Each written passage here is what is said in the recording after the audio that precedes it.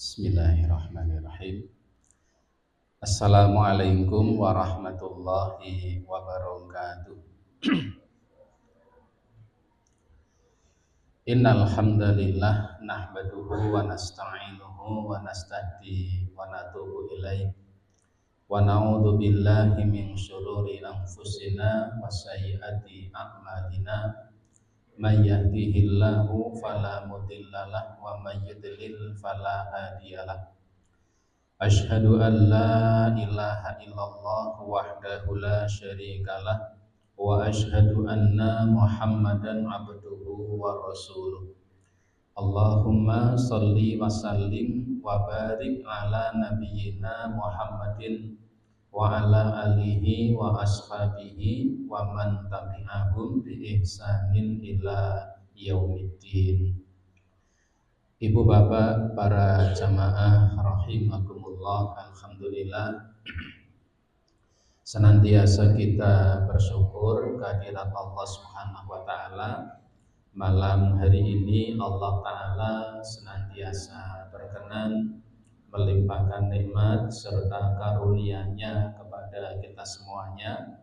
Kita masih bisa hadir pada kajian rutin kita di malam hari ini.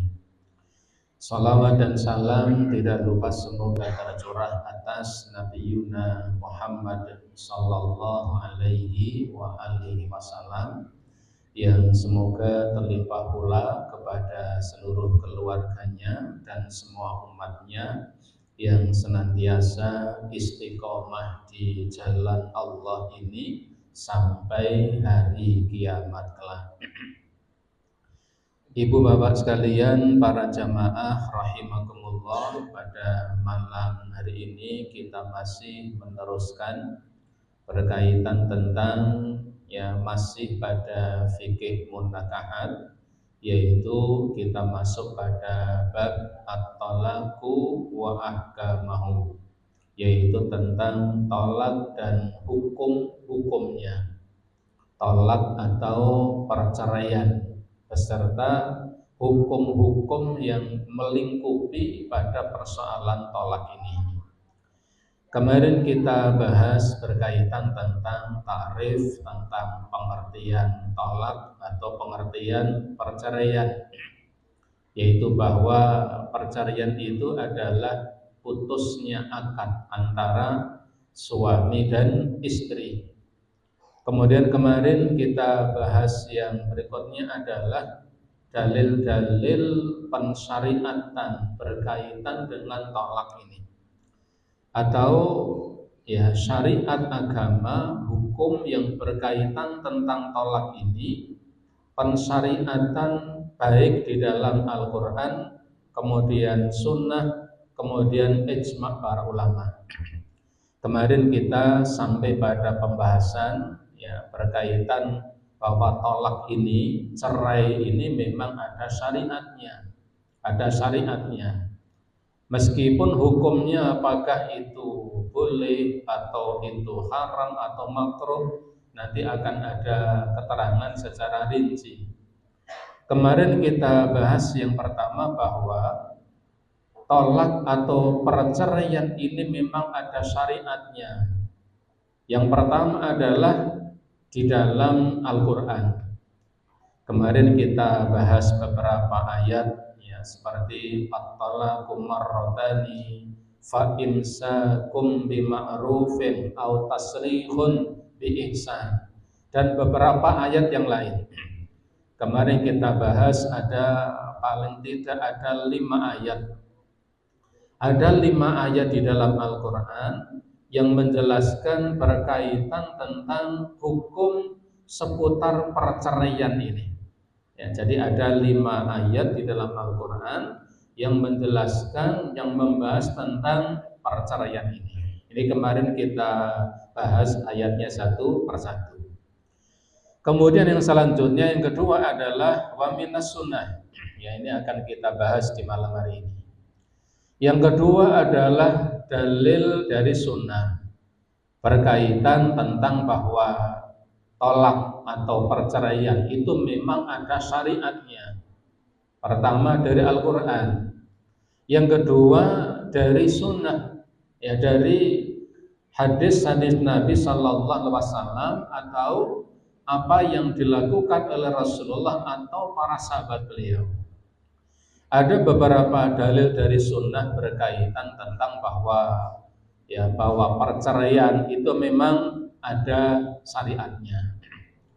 Yang pertama, ya, di dalam atau dalil dari sunnah, yang pertama pengarang kitab ini beliau menjelaskan, yang pertama an Umar radhiyallahu anhu, dari Umar bin Khattab, semoga Allah meridhoi kepada beliau.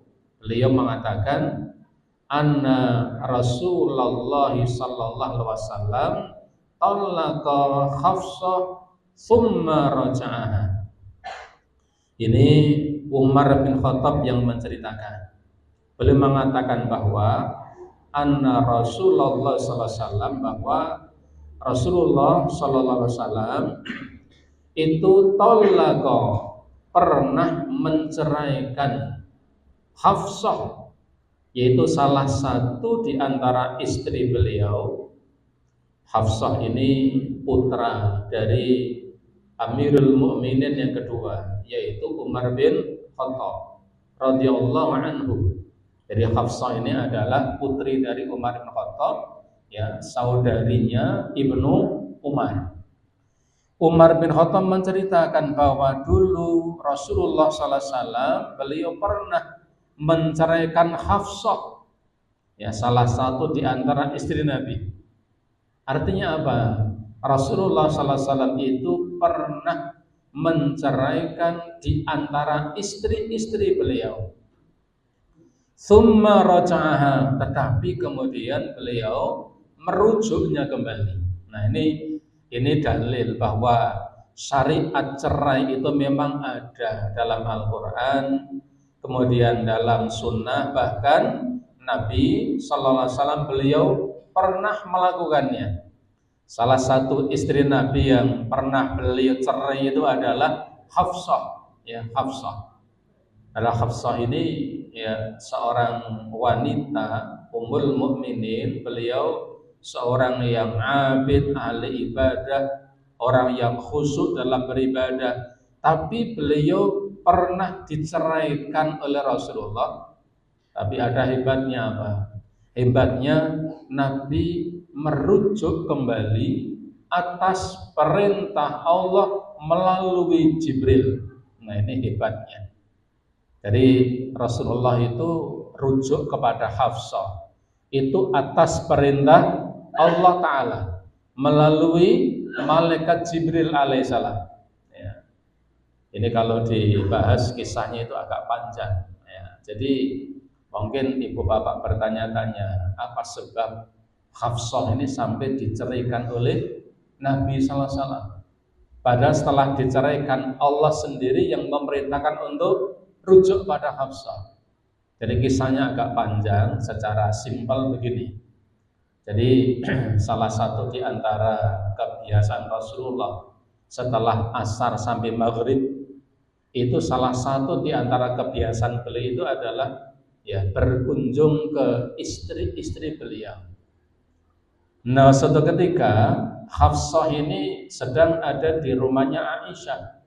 Dan Hafsah sama Aisyah ini termasuk istri Nabi yang dua-duanya ini paling akrab, ya. Kalau bahasa sekarang ya bestie begitu. Ya, jadi antara Hafsah dan Aisyah ini yang sangat akrab.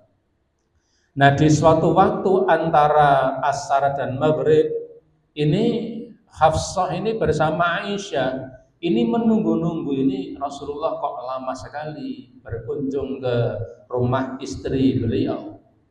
Pada saat itu ternyata Rasulullah SAW itu berkunjung ke salah satu istri beliau. Satu riwayat yaitu Maria Qibtiyah. Nabi sedang berkunjung ke rumah, ya, istri beliau ini. Beliau lama sekali di sana. Ditunggu-tunggu oleh Aisyah, lama tidak pulang-pulang. Sehingga setelah agak lama, ya, sudah agak siang sorenya itu sudah agak hampir mendekati waktu maghrib, Nabi pun kemudian pulang. Kemudian ditanya oleh Aisyah, ya wahai Rasulullah, Anda dari mana kok lama sekali? Ya biasa, bahasa-bahasa seperti yang kita kenal. Ternyata Nabi yang menjawab bahwa di sana, di tempatnya istri Maria Kiptiyah itu, beliau disuguhi madu, dan madunya enak sekali, ya disuguhi madu. Oleh karena itulah kemudian Aisyah ini agak gimana ya, di sana dikasih madu saja kok lama sekali. Maka kalau bahasa kita ya, oh di sana kasih madu, pantesan lama sekali. Maka Rasulullah SAW menangkap gelagat Aisyah yang kurang begitu nyaman itu, maka Nabi pun ingin membahagiakan Aisyah, ya karena ditunggu lama itu. Nabi mengatakan apa? Ya sudah, kalau begitu mulai sekarang saya tidak akan minum madu. Saya tidak akan minum madu. Itu diceritakan panjang lebar di ya ayyuhan nabi lima tuharrimu ma halallah, itu di surat At-Tahrim itu. Kalau begitu saya tidak akan minum madu. Artinya apa? Demi membahagiakan Aisyah. Oleh karena itulah Aisyah kemudian dalam hatinya mengatakan, wah ini hebat sekali Rasulullah SAW, madu yang mestinya halal beliau tidak mau minum demi saya. Ya, Aisyah merasa tersanjung. Setelah itu kemudian sudah selesai. Lalu turun ayat bahwa Rasulullah SAW ditegur, diingatkan oleh Allah untuk tidak mengharamkan apa yang dihalalkan oleh Allah Ta'ala. Karena madu itu halal, tetapi Nabi kepada Aisyah mengatakan, oleh karena itu mulai sekarang saya tidak akan minum madu. Oleh karena itulah Allah menurunkan ayat. Maka ketika Allah menurunkan ayat, di suatu waktu setahu Aisyah, Rasulullah itu tidak akan minum madu.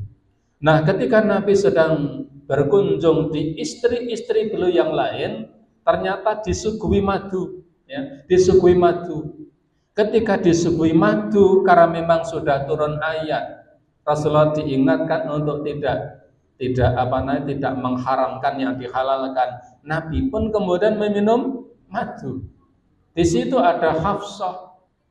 Maka ketika Rasulullah meminum madu di kalangan para istri yang lain itu, ternyata Rasulullah minum madu. Ketika Rasulullah minum madu, Hafsah melihat, bukankah kemarin kata Nabi beliau tidak akan minum madu, tapi ternyata kok minum madu. Nah, ini diceritakan oleh Hafsah kepada Aisyah. Ya, sehingga Aisyah ini merasa agak saya tidak berani mengatakan dikhianati itu ya. Karena kemarin mengatakan tidak mau minum, kok ternyata minum. Maka ketika Rasulullah kembali ke Aisyah itu hanya diam dan tidak menjawab, tidak mengatakan apapun kecuali ditanya, sebabnya apa? Ternyata Aisyah mengatakan sebabnya karena katanya kemarin tidak mau minum madu demi Aisyah, tapi ternyata akhirnya minum madu. Ketika itu Rasulullah pun cari tahu siapa yang menceritakan. Akhirnya Rasulullah tahu yang menceritakan adalah Hafsah. Maka Nabi pun kemudian marah kepada Hafsah, tapi marahnya tidak dilampiaskan dengan kata-kata, tidak dilampiaskan dengan perbuatan. Akhirnya Rasulullah pun membawa Hafsah untuk dipulangkan ke rumah orang tua beliau, yaitu ke rumahnya Umar bin Khattab. Ketika kemudian sudah dipulangkan ke rumah Umar bin Khattab, Aisyah pun kemudian nangis, Umar pun kemudian memarahi Hafsah ini, marah sejadi-jadinya. Rasulullah pun kemudian pulang, ya. Dan Umar bin Khattab tahu bahwa Rasulullah itu mengembalikan Hafsah ke rumah orang tuanya. Umar pun kemudian menyimpulkan, ya, ini berarti sudah dicerai barangkali. Rasulullah pulang, ya, Umar pun memarahi Hafsah tapi Hafsah tidak menjawab. Beliau hanya nangis dan nangis. Nah, ketika kemudian Rasulullah kemudian pulang ke rumah, ya, ke rumah beliau kepada istrinya ini kemudian beliau diam, ya, membiarkan istri-istrinya. Ketika membiarkan istri-istrinya ini, ya, Rasulullah pun mendiamkan istri-istri beliau. Karena istri-istri beliau itu yang tadi menceritakan tidak boleh minum madu, yang satu ternyata minum madu, jadi agak kekacauan. Maka Rasulullah pun mendiamkan mereka. Akhirnya kemudian Jibril pun mendatangi Rasulullah dan mengatakan bahwa Allah menyuruh Rasulullah untuk rujuk kepada Hafsah, sebab Hafsah itu seorang wanita yang ahli ibadah, yang khusyuk, yang tekun, dan akhirnya Rasulullah pun rujuk kepada Hafsah. Salah satu sebabnya adalah membocorkan rahasia Nabi Shallallahu Alaihi Wasallam. Itu di antara satu riwayat kenapa Nabi menceraikan Hafsah ketika itu, tetapi kemudian beliau rujuk kembali kepadanya. Ini yang pertama. Yang kedua, ya, dalil dari sunnah bahwa perceraian itu memang ada syariatnya. Yang kedua, wa an ibni Umar qala, dari Abdullah ibn Umar, beliau berkata, kanat tahti imra'atun wa kuntu ahabbuha. Sungguh pada waktu itu saya memiliki istri yang saya sangat mencintainya. Ini kata Ibnu Umar. Ibnu Umar ini putranya Umar bin Khattab. Beliau menceritakan, saya punya istri, ya, yang saya sangat mencintai istri saya tersebut. Wa kana Umar yakrihuha, tetapi pada waktu itu bapak saya yaitu Umar tidak suka pada istri saya itu. Ya, tidak sukanya tentu ada sebabnya, Tidak mungkin tidak suka kok tidak ada sebabnya, tidak mungkin. Sekelas Umar bin Khattab tidak suka kok tanpa ada alasan, ya. Ketika itulah kemudian faqala li, maka Umar pun mengatakan kepadaku, bapakku berkata kepadaku dengan mengatakan, talikha, wahai anakku, ceraikan istrimu. Wahai anakku, ceraikan istrimu. Fa'abaitu, pada waktu itu aku enggan untuk menceraikan istriku itu.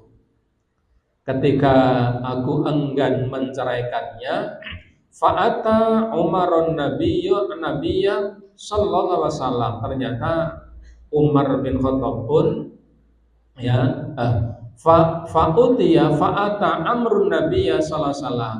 Maka kemudian pada waktu itu, ya, Abdullah ibnu Umar ini mendatangi Nabi sallallahu alaihi wasallam.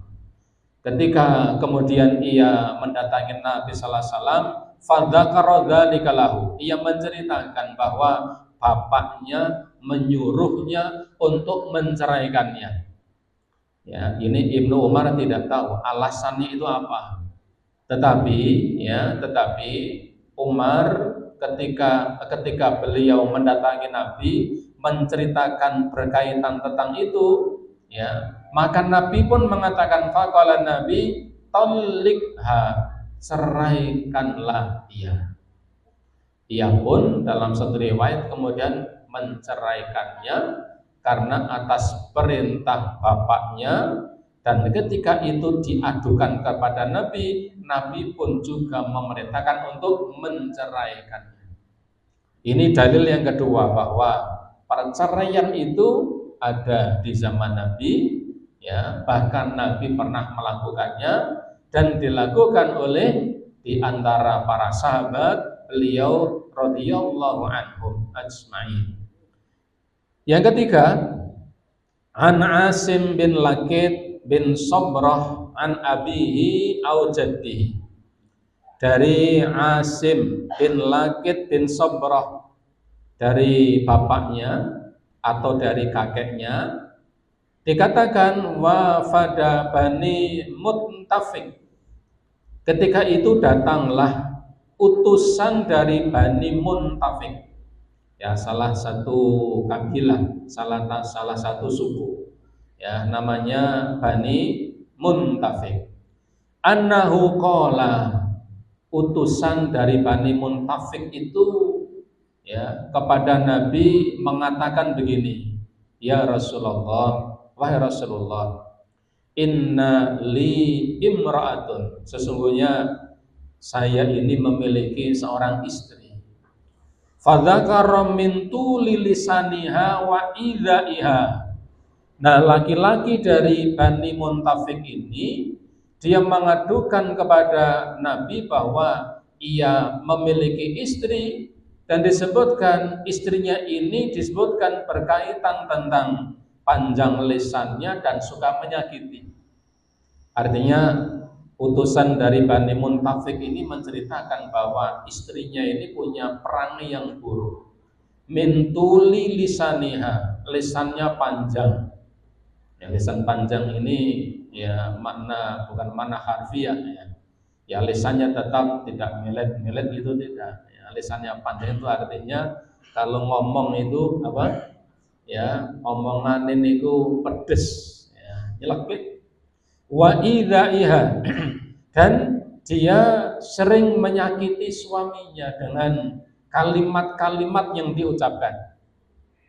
Jadi ya utusan dari Bani Muntafiq itu menjelaskan begitu, bahwa istrinya ini perangainya buruk, lisannya sering menyakitinya dan seterusnya.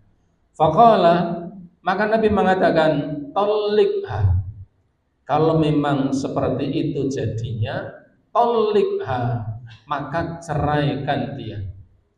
Jika memang istrimu itu panjang lisan, ya, omongannya banyak dan perkataannya buruk, perangainya buruk seperti yang diceritakan, maka biasa begini, orang yang berfatwa itu memberikan fatwa sesuai pertanyaan dari orang yang meminta fatwa itu. Benar dan tidaknya yang diajukan oleh orang yang minta fatwa itu menjadi tanggung jawab orang itu. Jika dia bohong, ya, kemudian keluar fatwa, tapi ternyata itu hanya bohong, maka ini menjadi tanggung jawab orang yang meminta fatwa. Fatwa itu diberikan sesuai dengan ya dengan pertanyaan yang meminta fatwa itu. Nah, maka ketika laki-laki ini menceritakan kepada Nabi tentang istrinya yang perangainya buruk, ucapannya sering menyakitkan dan seterusnya, maka Nabi mengatakan talikha, ya sudah, ceraikanlah dia. Jika memang kondisinya seperti itu, ceraikan dia. Qala, laki-laki itu pun kemudian menjawab, ya Rasulullah, wahai Rasulullah, innaha dzata sukhbatin wa waladin. Tapi ya, dia, ya wanita tadi, laki-laki itu ketika diperintahkan Nabi untuk menceraikan, dia menjawab, wahai Nabi, tapi istri saya itu setia kawan. Ya, setia kawan itu artinya apa? Ya, sangat peduli pada suaminya, sangat peduli, cuma lisannya tidak bagus. Tapi istri saya itu punya tabiat setia kawan, dzata suhbatin wa waladin, dan dia pun punya anak. Artinya laki-laki ini pun ragu ketika Nabi memerintahkan untuk menceraikannya. Qala, Nabi kemudian mengatakan, famsikha, kalau begitu jangan kamu cerai dulu. Wa'murha, perintahkan istrimu untuk melakukan sesuatu. Fa in yaku fiha khairun, jika istrimu itu memang orang yang baik, fasataf'al, maka tentu dia akan melakukan apa yang engkau perintahkan kepadanya. Artinya Nabi kepada laki-laki ini diperintah untuk mengujinya. Nabi mengatakan tadi, amsiknya, sudah amsik, nah, kalau begitu jangan dicerai, kamu uji. Kamu perintahkan dia untuk melakukan sesuatu. Kalau dia memang wanita yang baik untuk kamu, maka ketika kamu merintahkan sesuatu kepadanya, fasataf'al, maka dia pasti akan melakukannya. Berarti ya mafhum mukhalafahnya, pengertian kebalikannya apa? Kalau kamu memerintahkan dia untuk melakukan sesuatu tapi dia tidak melakukannya, berarti dia bukan wanita yang baik untuk kamu. Itu mafhum mukhalafahnya, pengertian kebalikannya. Jadi Nabi mengatakan begitu, ya sudah, kamu jangan cerai dulu, tapi kamu uji. Kamu suruh dia melakukan sesuatu, kalau memang dia wanita yang baik untuk kamu, maka pasti dia akan melakukan apa yang engkau perintahkan kepadamu. Kalau tidak, berarti tidak. Wala tadribu dhainatika torbaka ammataka, dan kamu jangan memukul istrimu seperti kamu memukuli budak-budak. Kamu jangan memukuli istrimu seperti kamu memukuli budak-budakmu. Ibu bapak rahimakumullah, ini yang ketiga juga menjadi dalil bahwa perceraian itu ada di zaman Nabi Shallallahu Alaihi Wasallam. Artinya syariat perceraian itu memang ada di dalam Al-Quran dalilnya, ada di dalam sunnah. Nabi pernah melaksanakannya atau melakukannya, tetapi kemudian merujuknya kembali, dan itu dilakukan oleh para sahabat di zaman Nabi Shallallahu Alaihi Wasallam. Ini dasar yang kedua. Jadi sekali lagi bahwa ya perceraian itu ada syariatnya, baik pertama di dalam Al-Quran, yang kedua yaitu di dalam sunnah-sunnahnya. Yang ketiga adalah wa ammal ijma, dalil dari ijma, kesepakatan para ulama, wal ma'qul, dan sesuatu yang memang bisa diterima oleh akal sehat. Ada dalil dari Al-Quran, ya, ada dalil dari sunnah, yang ketiga ada dalil dari ijma, dan memang sesuatu yang akal itu bisa menerimanya, bahwa perceraian itu sesuatu yang niscaya, yang memang benar adanya. Faqala Ibnu Qudamah rahimahullah, Imam Ibnu Qudamah rahimahullah beliau mengatakan, wa ajma'un nasu ala jawazit talaq. Semua manusia, para manusia berijma, bersepakat bahwa perceraian itu memang diperbolehkan, bukan diwajibkan, bukan dimakruhkan, tetapi sesuatu yang memang diperbolehkan. Wal ibratu dalatun ala jawazihi. Oleh karena itulah bahwa pelajaran yang bisa diambil dari apa yang disepakati oleh para manusia, bahwa perceraian itu memang boleh untuk dilakukan, hukumnya diperbolehkan. Apa alasannya? Fa innahu rubbama fasadatil hal bainaz zaujaini, karena sesungguhnya ada kalanya terjadi kerusakan hubungan antara suami dan istri.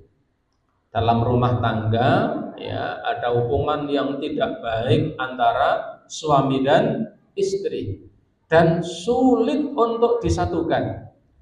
Fayasiru baqa'un nikah mafsadahu mahdotun badararan mujarradan.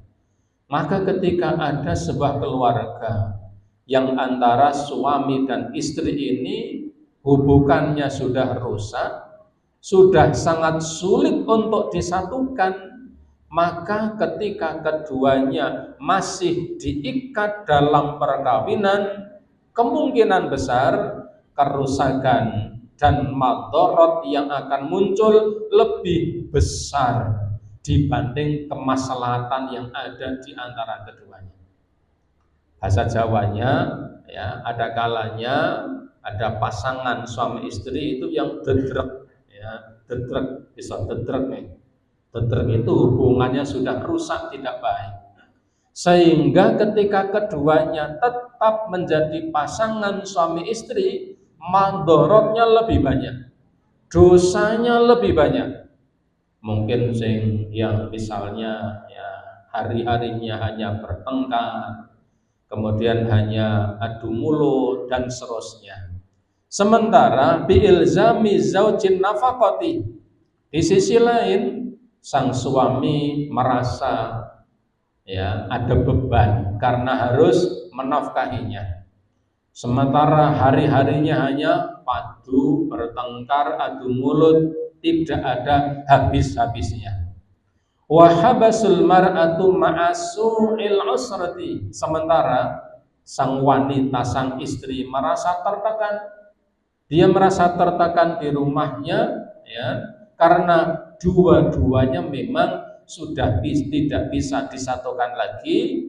Wal khusumatu daimatu min ghairi faidatin, hari-harinya selalu dipenuhi dengan pertengkaran, dengan perselisihan, dengan percekcokan.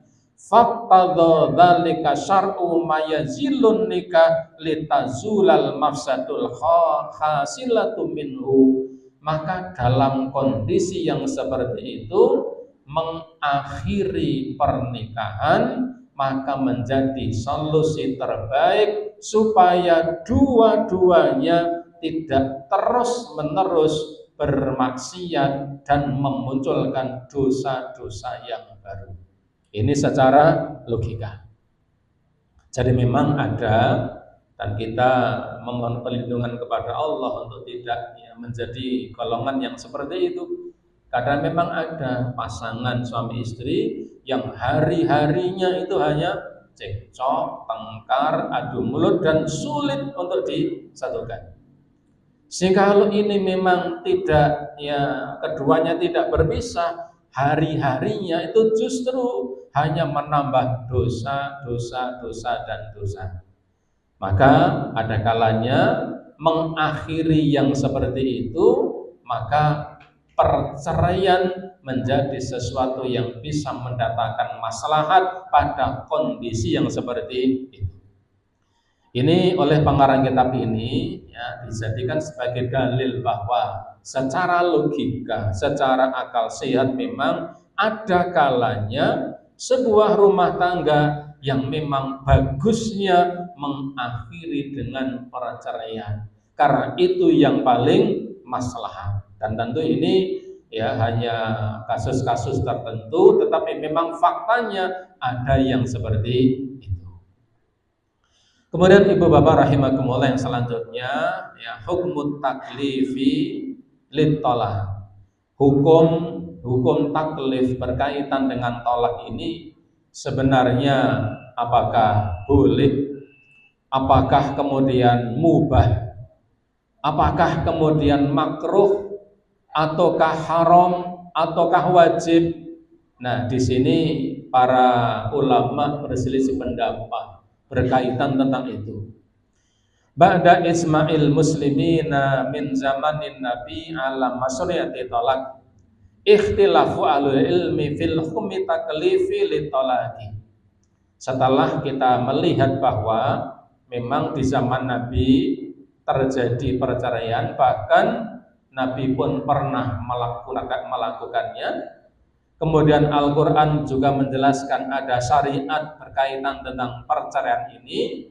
Maka para ahlul ilmi, para ulama berselisih pendapat berkaitan tentang hukum dari perceraian itu sendiri. Kita ambil yang langsung ke poin-poinnya. Wa ala kulli fal fuqaha muttafiqun fin nihayati ala anna talaq tu'tabarul ahkam taklifiyatu taklifiyatul khamsatu bihasabid durufi wal ahwal. Atas dasar ini maka para fuqaha, ya, para ahli fikih ini pada kesimpulan akhirnya menjelaskan bahwa talak atau perceraian ini memberikan ibrah, memberikan pelajaran, hukumnya terbagi menjadi 5 sesuai dengan kondisi yang melingkupinya. Artinya cerai, ya, itu akan berbeda hukumnya ketika diterapkan pada taklif pada orang per orang. Apakah kemudian cerai itu hukumnya wajib ataukah haram ataukah mubah? Maka ini ketika diterapkan pada orang per orang, maka menghasilkan beberapa hukum yang berbeda-beda.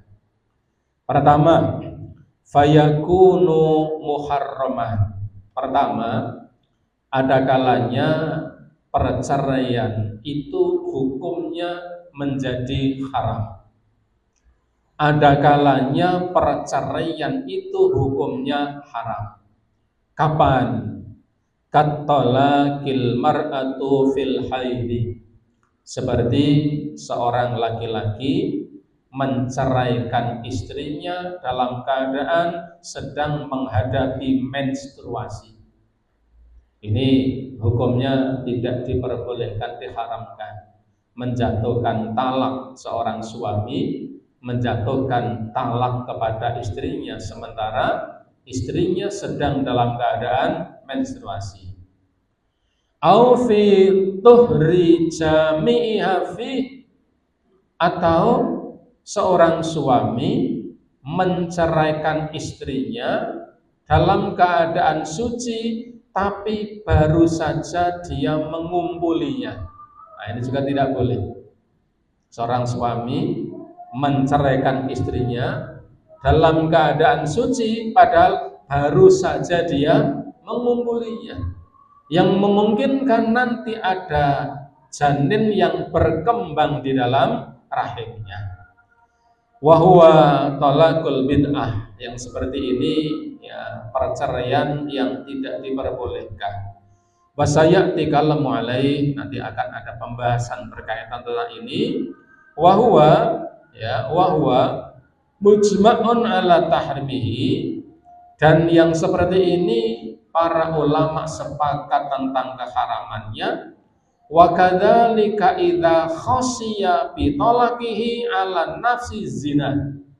Seperti juga seseorang yang menceraikan istrinya sementara dia sudah tidak punya lagi istri yang lain dan dikhawatirkan setelah ia menceraikan istrinya dia akan dimungkinkan terjatuh dalam perbuatan zina karena tidak mampu mengendalikan ya, nafsu biologisnya. Seperti ini menjadi perceraian yang tidak dihalalkan. Ini kondisi pertama. Jadi ada kalanya ya perceraian itu menjadi haram. Ketika apa? Jadi menceraikan istri dalam keadaan haid, atau menceraikan istri dalam keadaan suci tapi baru saja dikumpulinya sehingga memungkinkan ada janin yang akan berkembang di rahimnya. Atau seseorang yang dia tetap menceraikan istrinya padahal dikhawatirkan dia nanti akan terjerembab dalam perbuatan zina. Ini kondisi seperti ini menjadi perceraian yang tidak diperbolehkan. Baik, kita jeda adzan isya dulu sebentar.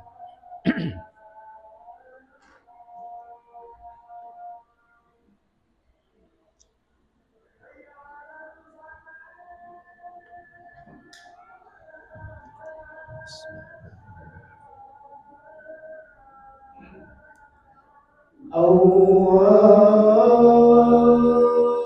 Akbar, Allahu Akbar.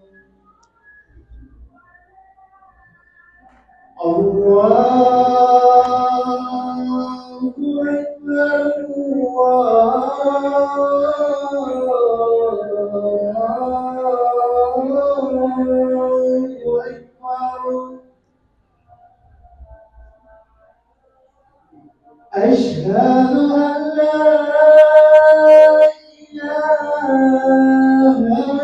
إلا الله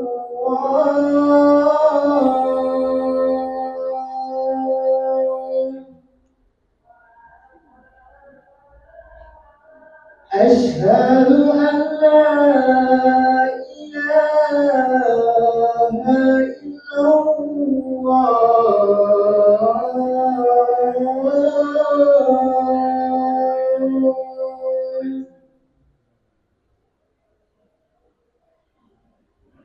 أشهد أن محمد رسول الله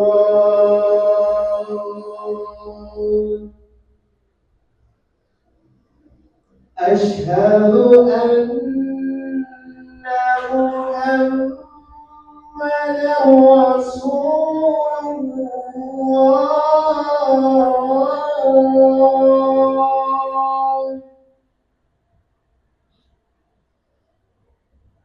حي على الصلاة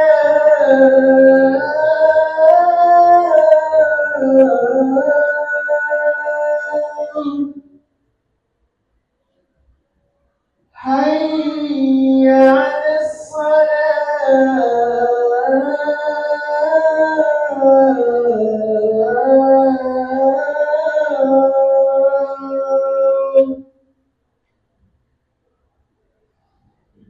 حي على الفلاح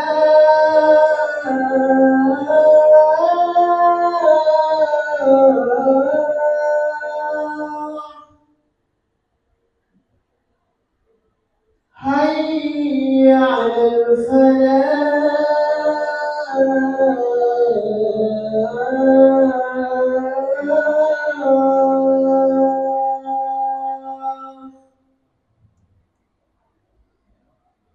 الله أكبر الله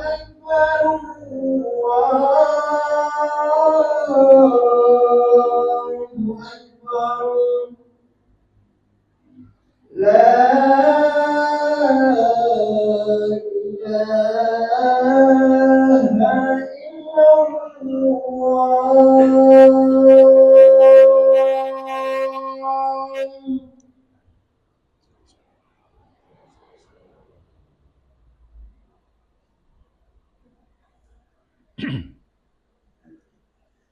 Baik, kita lanjutkan. Jadi yang pertama, ada kalanya perceraian itu hukumnya adalah haram. Yang kedua, wa yakunu makruhan. Yang kedua, perceraian itu ada kalanya hukumnya makruh. Seperti apa perceraian yang hukumnya makruh itu?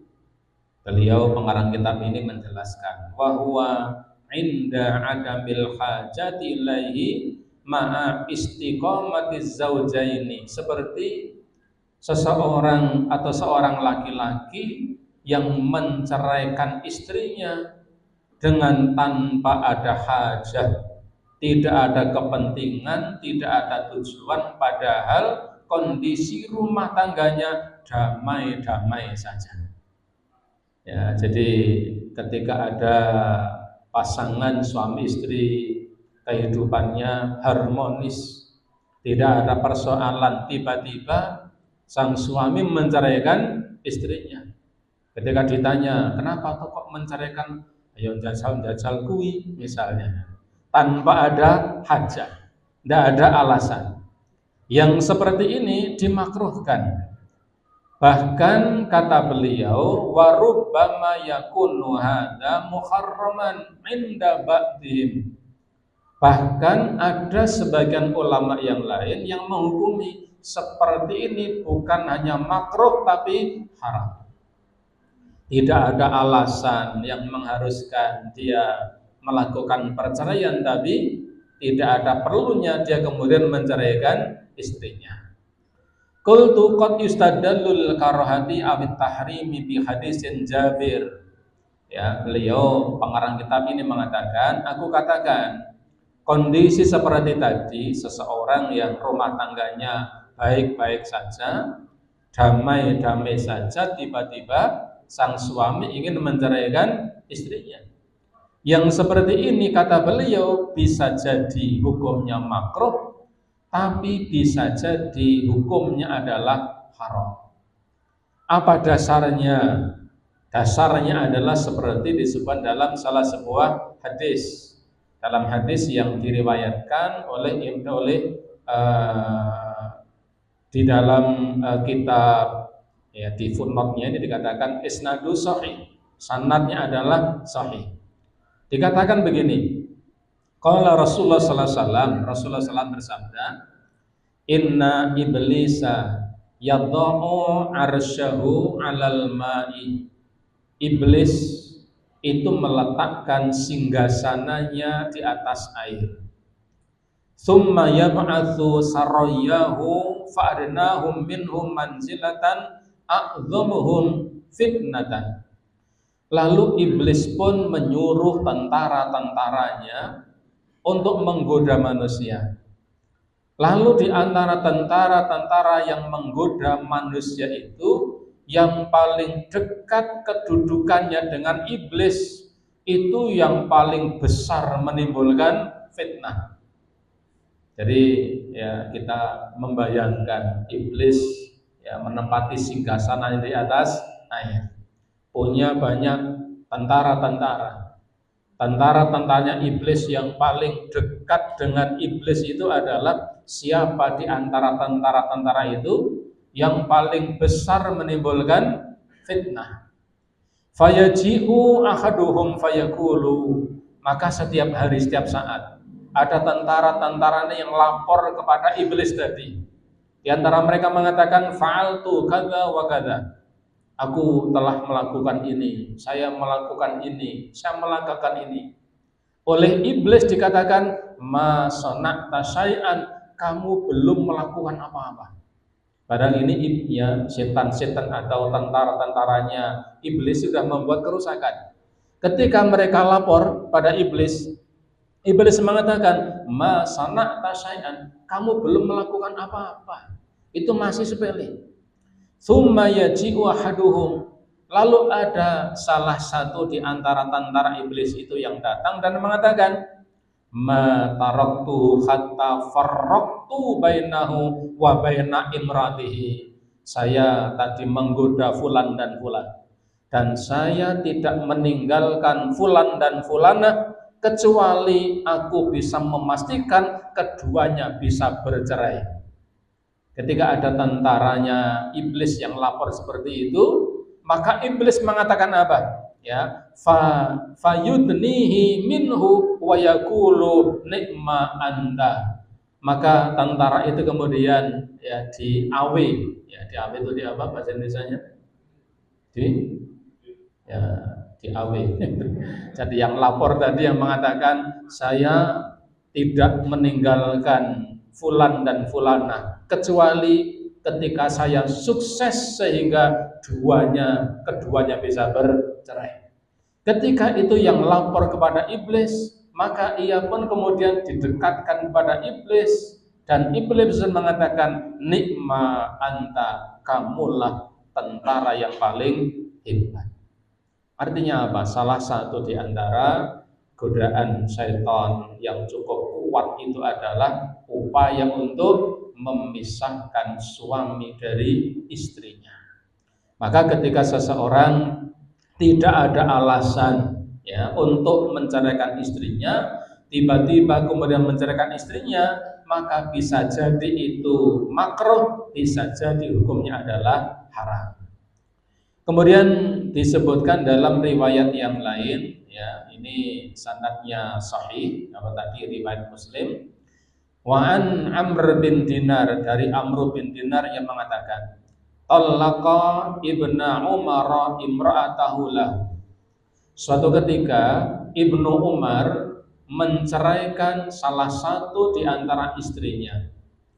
Faqalat lahu, lalu istrinya pun bertanya kepada Ibnu Umar tadi, hal ra'aita minni syai'an takrahahu, apakah engkau melihat ya pada istrimu ini sesuatu yang engkau benci? Qala, maka Ibnu Umar mengatakan tidak. Qalat, wanita itu pun kemudian bertanya lagi, fafima tatlaqul mar'atal afifiyatal muslimah, kenapa engkau menceraikan seorang wanita yang menjaga kehormatannya, wanita muslimah yang baik, tidak ada keburukan, tidak ada yang engkau benci, kenapa engkau menceraikannya? Qala, dikatakan kemudian Ibnu Umar pun merujuknya kembali karena menceraikannya tanpa ada alasan. Ini yang kedua. Yang ketiga, wayakunu mubahan. Nah, ini yang sering dipakai dalam fikih kita di Indonesia. Ada kalanya perceraian itu adalah ya haram, ada kalanya perceraian itu hukumnya adalah makruh, tetapi wayakunu mubahan, ada kalanya perceraian itu adalah mubah. Seperti apa? Indal hajati